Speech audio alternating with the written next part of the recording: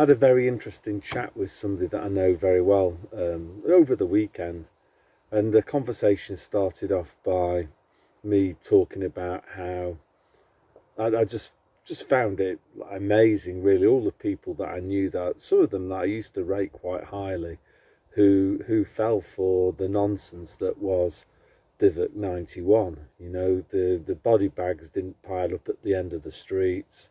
Over here in Finland, even the mainstream media now freely admits that the average age of women dying from the deadly Divock was 87, and in fact most of the people that died from the deadly Divock in fact died of old age.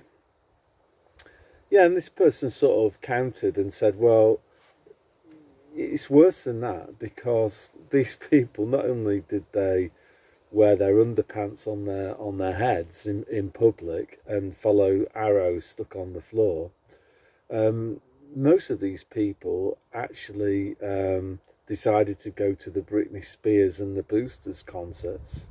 When these for something, you know, this for deadly Divock that's had a that wasn't exactly bumping people off in droves. The body bags were hardly building up at the end of my road, and nor were they at the end of yours either. So, you know, and the fact that it was developed and out on the market in less than a year, but the mainstream media were always telling us that it was safe and effective and it had been tested properly. You know, it was just complete nonsense, wasn't it? But, you know, people that I previously rated actually went along with all of that. So I was actually sort of saying to this person, like, do you feel special? And, you know, the answer was, well, not really. And that's how I feel too. I don't feel particularly special, but I just really can't get over. I thought I understood many of the people around me, but now I realise that I didn't understand them at all. You know, how certain people, like this GP that I used to know, how he did what he did and complied with great evil, I just do not know. Of course, you know, I was one of these naive fools who used to wonder how the Holocaust happened, you know, or I don't know, other atrocities like that happened under Marxism, under communism. You know, that Mao and Uncle Joe Stalin. But you know, now I do know. So what I want to know from you lot in the comments is, how do you feel towards these people that you previously rated and maybe even called some of them your friends? Like, how do you feel towards these people now at the end of May 2023? Personally, from my perspective, I don't hate them. What I would say is that I just feel disengaged from them. I know that there's this, what do they call it now? It's like a meme, isn't it? The non-player character. That's like basically a character in a video game that's not controlled by the players. It's written. This character's written into the computer program. You know, certainly I think many of the people that I knew and regarded as being intelligent weren't intelligent at all. They were just non-player characters, NPCs in this giant stupid. I'm not even going to say the word, but the word that begins with P and ends in emic. They just took their part, their NPC role, and they just played it out, didn't they? In the greatest LARPing exercise the world has ever seen. So what I would say, you know, or feel towards these people is that I've kind of lost what meaningful connection that I had with these people. What I realise now, more so than I did before, is that yeah, this kind of phenomenon of being a repeater station is definitely real. I think what most people do is that they don't think and make their own minds up. What they do is that they just observe and listen, mimic and repeat. Yeah, this again taps into this NPC meme, doesn't it? So yeah, it's like my feeling is that I don't really have any. I've lost my affinity with these people, and I feel disengaged from them. I know as a Christian, I should, and I can actually honestly say this. I don't hate them. If it, the only kind of negative feeling that I have is one of disappointment. I'm disappointed that people that I rated failed the test. Basically, they went along with things that they shouldn't have gone along with, and they just didn't spot what was basically a laughable deception that was very easy to spot, but they never spotted it, and they not only went along with it, but they acted, as I say, these amplification stations. So yeah, so I know that I shouldn't disengage from them, but because I know that I should be trying to keep on speaking to these people and try to find ways of getting through to them. So, another thing that I'd like to ask you guys in the comments, this is going to be a bit of a theme of this video, is that's the deck chair squeaking rather than any organic action from me. Pea and ham soup is going to be later today. I've got the peas soaking, but I've not had it already. Anyway, yeah. So how do you feel towards these people? Are you still engaging with them, or have you disengaged from them? I understand, obviously, these family members and to an extent work colleagues, you just have to keep on communicating on one level. But my question is, do you feel disengaged from them? A third thing that I want to talk about is, well, other forms of disengagement that I have. I disengaged from the mainstream media around about the time of the Scottish election, not because I was a raging Scottish nationalist. I'm not Scottish. I'm not really bothered about it, but when I was listening to Radio 4, as I did back then, I just thought the economic arguments that were being used to justify Scotland remaining in the British kind of Union were laughable. So that's when I began to lose trust. But obviously today, I just feel I'm completely disengaged from them. I don't listen to Radio 4 anymore. I can still do from Finland if I wanted to. I used to listen to various talk radio stations. Again, I could easily listen to them in in Finland as well.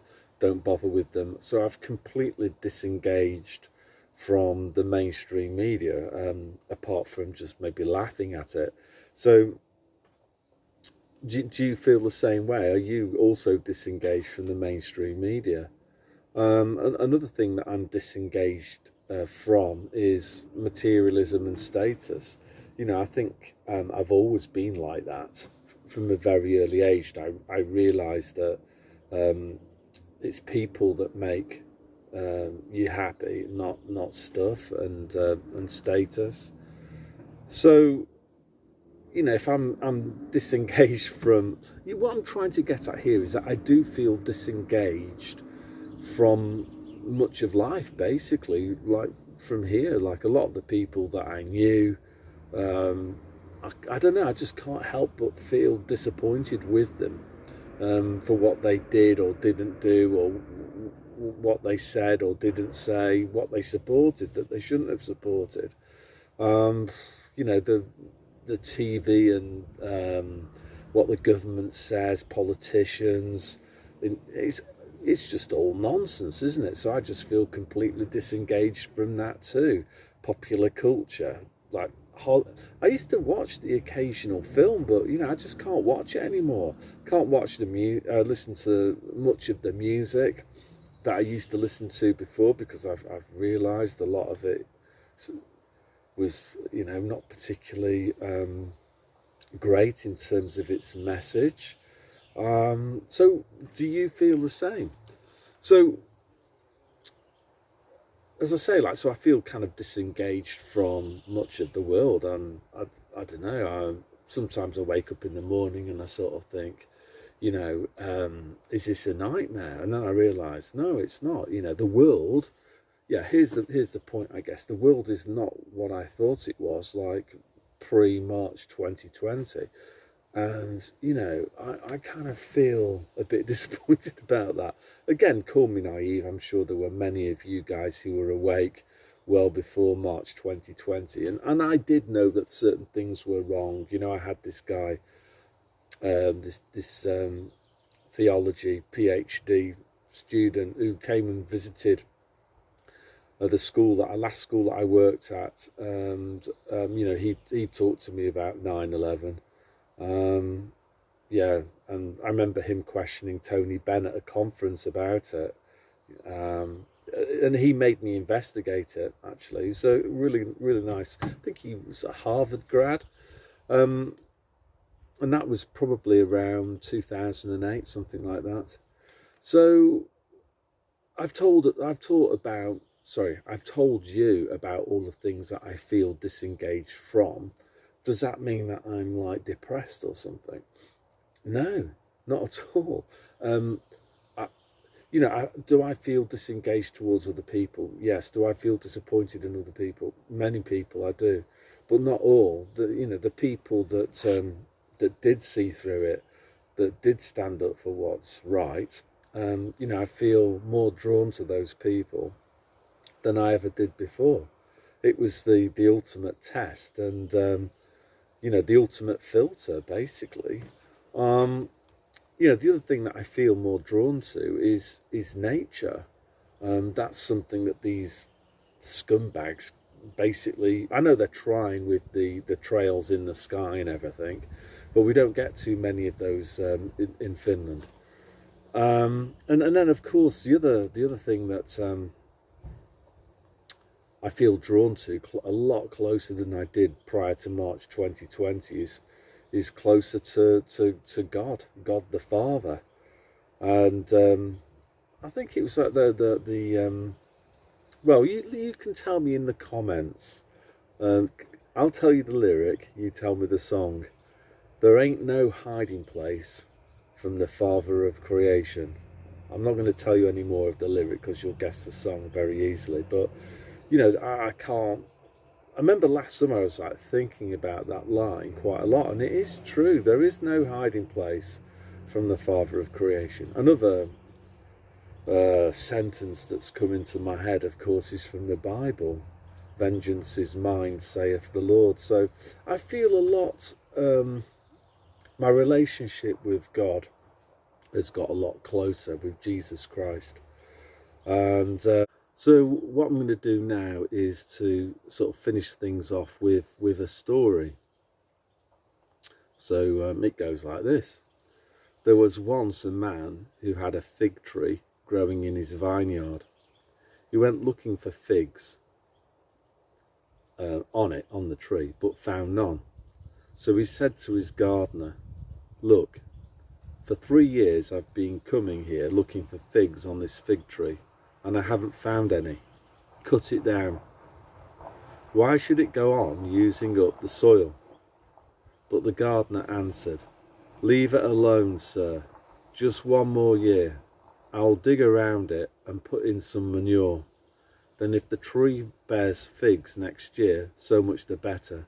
If not, then you can have it cut down." So again, in the comments, you can tell me where's that story from.